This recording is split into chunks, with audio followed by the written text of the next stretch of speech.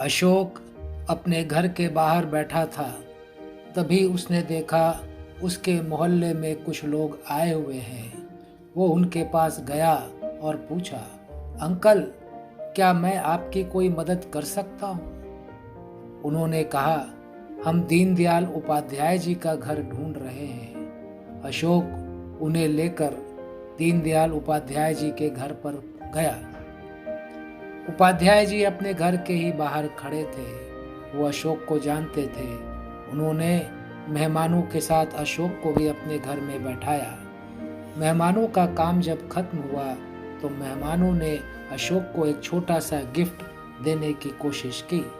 अशोक ने पूछा, अंकल, आप मुझे गिफ्ट क्यों देना चाहते हैं? उन्होंने कहा, तुमने हमारी मदद की है, इसलिए हम एक छोटा सा उपहार तुम्हें भेंट के रूप में देना चाहते हैं। अशोक ने कहा, अंकल, मेरी माँ कहती है कि दूसरों की मदद करना हमारा कर्तव्य है। मेरी माँ कहती है कि हमारे गुरुदेव पंडित श्री राम शर्मा आचार्य जी कहते थे, मनुष्य जीवन लेने के लिए नहीं बल्कि देने के लिए मिला है। इसलिए हमने जो भी सहायता की है वो हमारा कर्तव्य है और कर्तव्य के बदले हमें कुछ भी उपहार लेने का अधिकार नहीं है।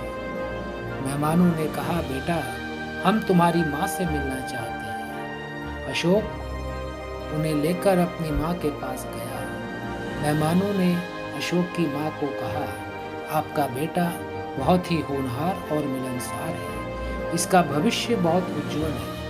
अगले महीने हम लोग एक छात्रवृत्ति की परीक्षा ऑर्गेनाइज कर रहे हैं।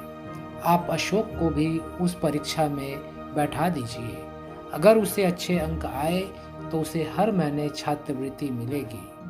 अशोक परीक्षा में बैठा, उसे अच्छे अंक आए और उसे हर महीने छात्रवृत्ति मिलने लगी और वो उस छात्रवृत्ति से ज़्यादा पढ़ाई करने लगा और काफ़ी आगे बढ़ा।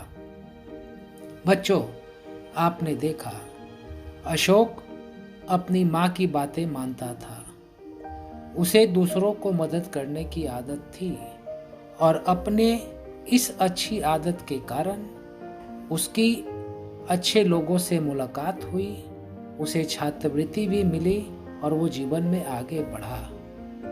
इसलिए अगर आपको भी जीवन में आगे बढ़ना है तो आप भी दूसरों की मदद करें। और आप जानते हैं, इस प्रकृति में जो भी चीज़ें हैं वो दूसरों की मदद करती है।